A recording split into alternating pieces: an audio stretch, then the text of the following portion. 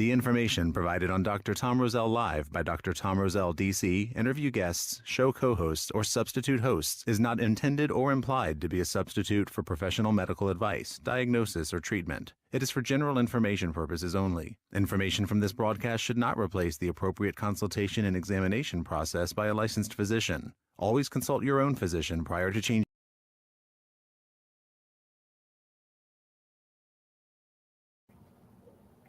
Hey everybody, welcome to Asia's Health with yours truly, Dr. Tom Roselle.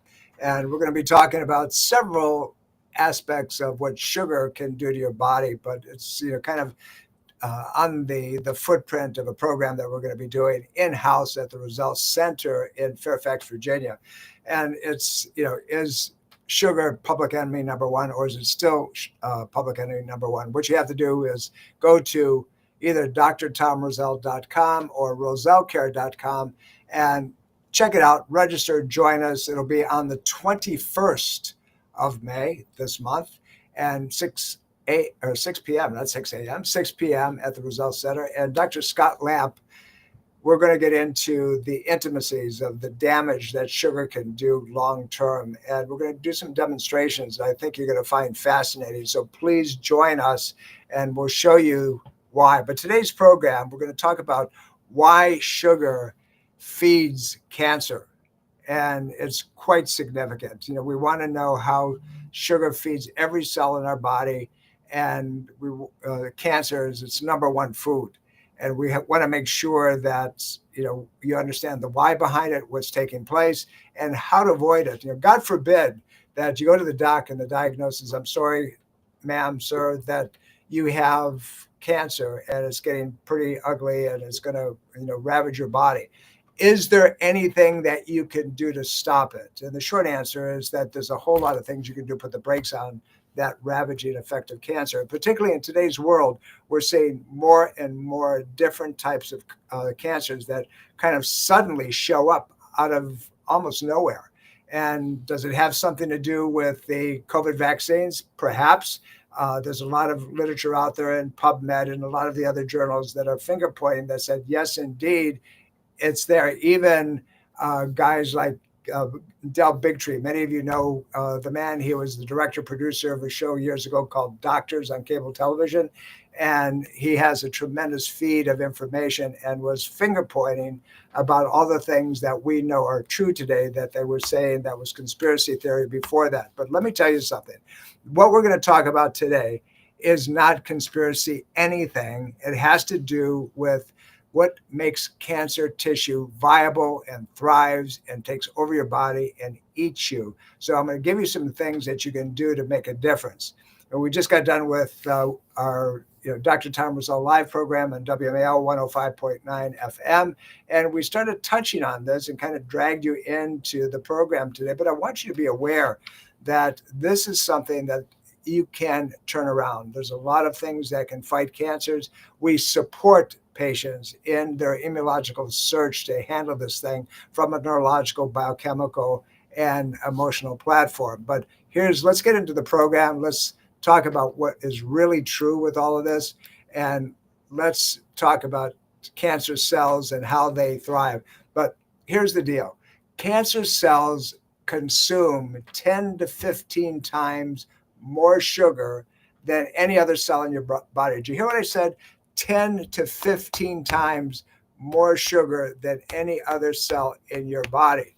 But sugar alone does not necessarily cause cancer to develop and grow, but it's the energy pack itself. Every cell in the body uses sugar, and it's the form of glucose, and that's the piece that is necessary for energy, including these cancer cells.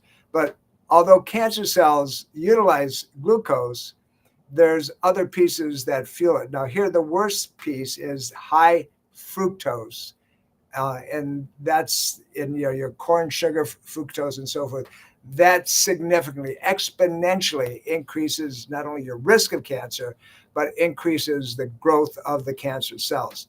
So, if you go into the MD Anderson clinic site, and it's real simple, it's mdanderson.org, and then look up Cancer Wise, you're going to see a whole bunch of articles. And one of them, starts out by saying it's important to understand the difference between common types of sugar and how they affect your body. And any added sugar, including artificial sweeteners, brown sugars, glucose, high fructose corn syrup, that are found in so many drinks and processed foods, you have to understand them, and you have to know how this feeds your system. So check it out. Go to mdanderson.org, look it up, and do your homework. This is one of those areas that in today's world, it's not okay just to take somebody's word for it.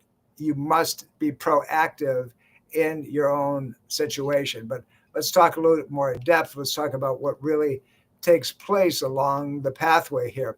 So when you're talking about cancers, there's lots of stories out there. You have all kinds of people who have been diagnosed with whatever it is. You can put the tag on it, and it can be stage 4, which means it's already metastatic through the body. There's tumors that affect the bone. Those are generally sarcomas. And you can have glioblastomas. Those are things that affect the brain cells, and they're very devastating, dangerous. You have other pieces of the puzzle that are linked with other types of immunological situations in the body. So what I want you to know is that we want everyone to understand that there's a specific process that goes from a normal, healthy cell into something that is no longer healthy, no longer viable. So we want to make sure that you understand it, you know what the deal is, and you can take some action steps. So let's get into the piece of it now, right? So does sugar feed cancer? So here's the deal. We just said it earlier that sugar alone doesn't necessarily cause or develop cancer, right? That's the guideline in the medical community. So that's probably very true. But because of its high consumption of sugar and the linkage that we know to fructose corn syrups that can predispose to cancers, you really need to know what the deal is. So go back to MD Anderson's site, and they said, should cancer patients avoid sugar? And there's an article that was published back in April of 2024. And it goes in and starts talking about the question about sugar and cancer treatment. With our patients at the Roselle Center, the first thing that we tell them is that you have to give up sugar or you're not going to win the battle against cancer. Simply, straight up, that's the way it is. You have to understand that sugar is going to fuel the fire. First, it's important to know the differences and the common types. So added sugar, which can include artificial sweeteners, as we talked about before, and processed sugars. That's a type of, hey, look what's going on here. Anything that has an OS in it, OSE, fructose, lactose, those are all sugars. And so we have to say, okay, what's the deal here? How is it going to cause my problem? So do sugars make cancer spread? So some will tell you, no, they don't. Some will say, well, just get the cancer cells, the fuel to start spreading. So they're hedging their bets. They're talking about maybe, maybe not. So the problem, they say, with sugar is that basically they're empty calories. Not so much. I don't agree with that at all. When we know that the cancer cells love sugar, regardless of the type of sugar, then wouldn't it make sense that you want to decrease that availability to it, right? So we need to walk through the process and figure out the type of cancer, what it is. You go into some docs and you say, what do I have to give up? I have cancer. And they say, nothing, eat whatever you want. That's not true either. You want to drop the inflammatory reaction that has to do with sugar. So, how about sorbitol, right? Sorbitol is an artificial type of sugar. So if you go to cancer.gov, and now you can look out some other things. So what are artificial sweeteners? We just gave you one.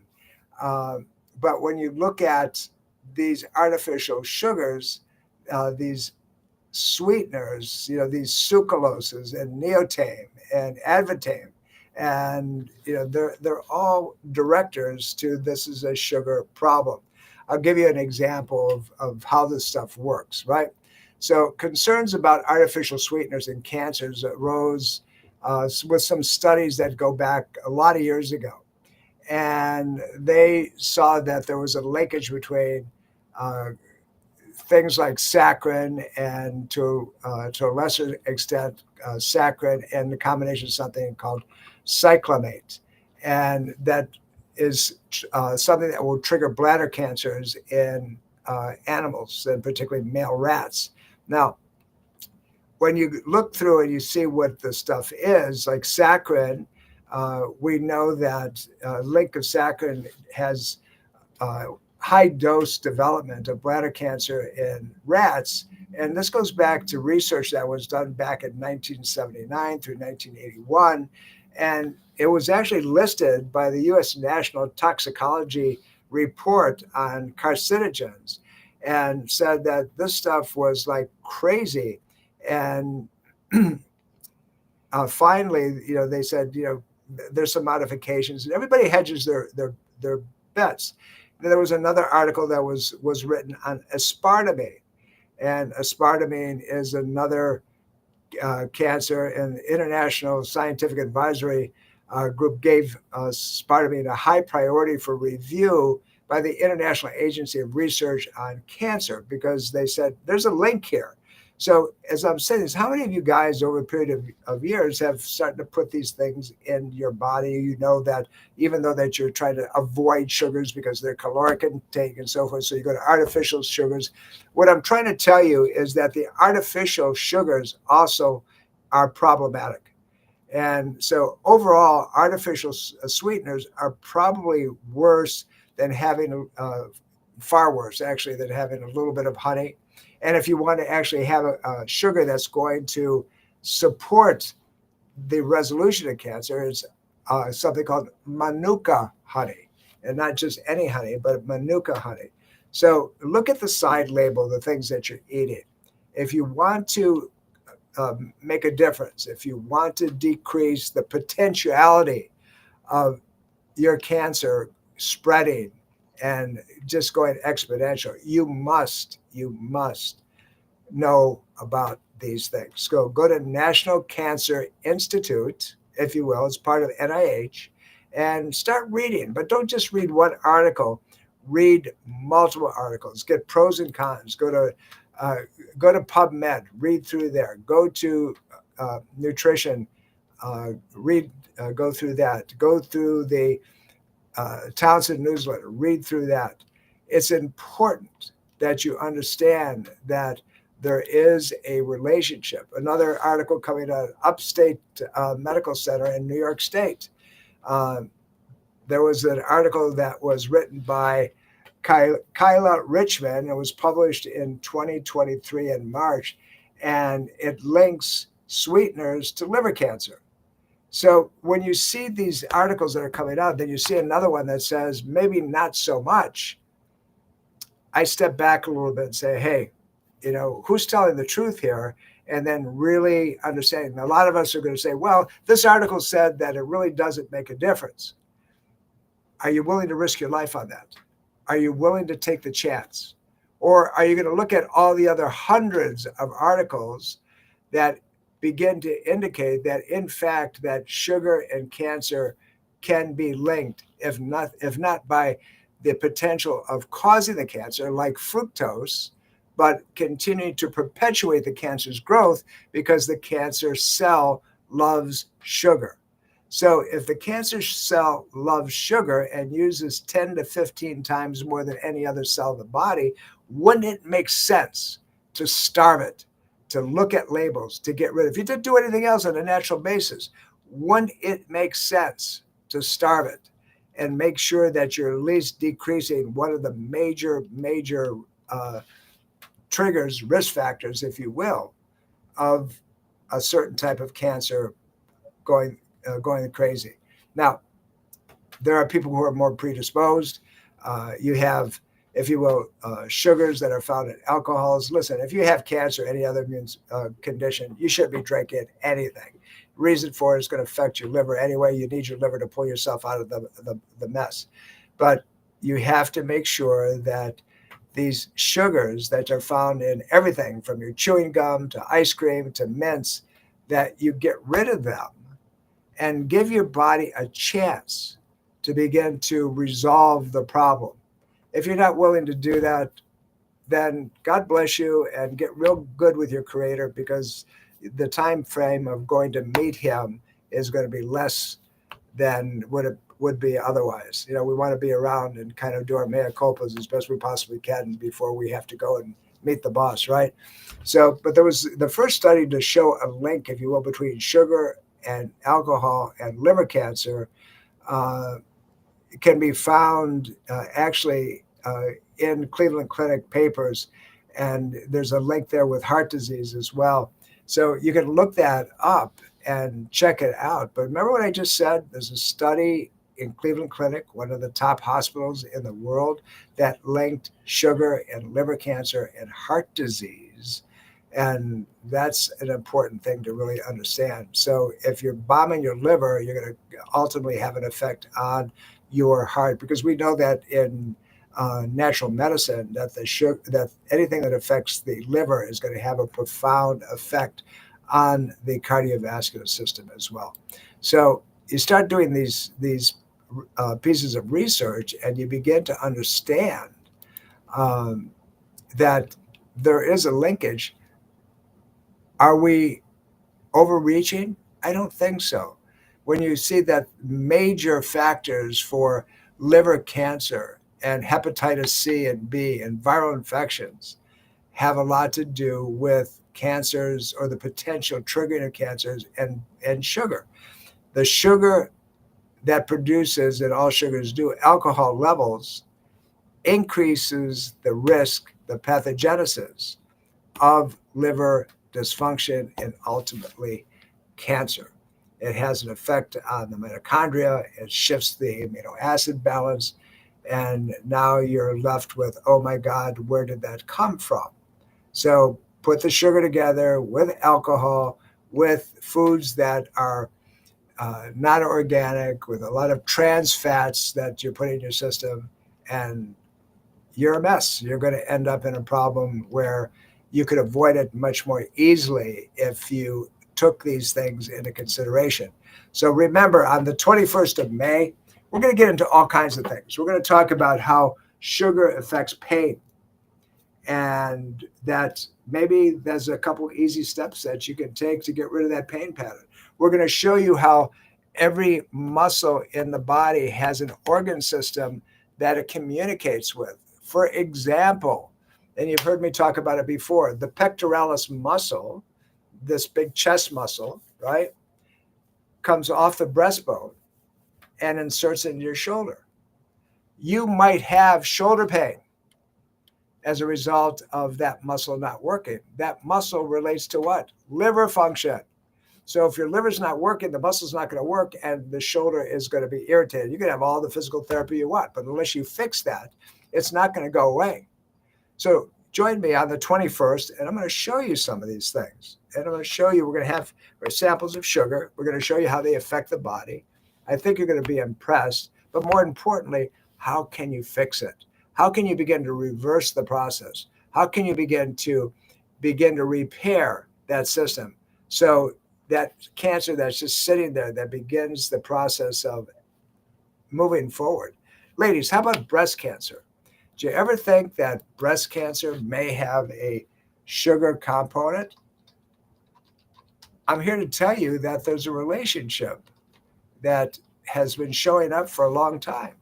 Metastatic breast cancer, if you will, has not a direct link, but it shows that those who consume too much sugar can seem to have an increase, if you will, spreading metastasis process with breast cancers. Now, I'm not telling you that it's causing it. I'm just saying that there's a possibility. They did a study that postmenopausal women, and this is a study that was done out of Mexico, who drank one or more sweetened beverages per day had a 1.78 times risk of breast cancer than women who drank fewer than one a month. That's significant. I don't know about you, but you start putting the pieces together, and that's just one sweetened drink. What happens if they use the sweetened drink and that they eat sugars and they eat things that convert into sugar? Do you think maybe there might be an exponential increase? Well, I would think so. My silly brain says that's probably an issue. So let's do this. Let's put the pieces together on the 21st. I'm going to show you what you can do to make a difference. I'm going to show you how that pain pattern, and that just won't go away, maybe a sugar problem. I'm going to show you how that joint space begins to deteriorate and break down because of eating too much sugar. I'm going to show you how your diabetes is exponentially going to be triggered by certain types of sugars, the frequency of it, and the inability of your body to metabolize it. And the gift that you're going to walk into is Dr. Scott Lamb. Scott's amazing. And he's going to give you insights and nuances that maybe I haven't even thought about it. I'm looking forward to being there and co-presenting with him. So join us on the 21st. Go to drtomroselle.com and register immediately. Register today, right now. Don't wait another minute. And the only thing that we ask of you is when you register for any of our in-house classes, which are our gift to you, is simply this. If you can't make it, please let us know at least 24 hours or so in advance. Say, hey, listen, something came up in my life and I can't make it. And that way we can open the doors for somebody else. But please do that. May the 21st, 6 p.m. at the Roselle Center for Healing in Fairfax. Join us. I promise you a great night. We'll have a good time. We'll make it light. Won't scare you. But more importantly, we'll show you how to fix it. You have a great day. Remember, I'm here every week for you for one reason only. I love you all. Take care.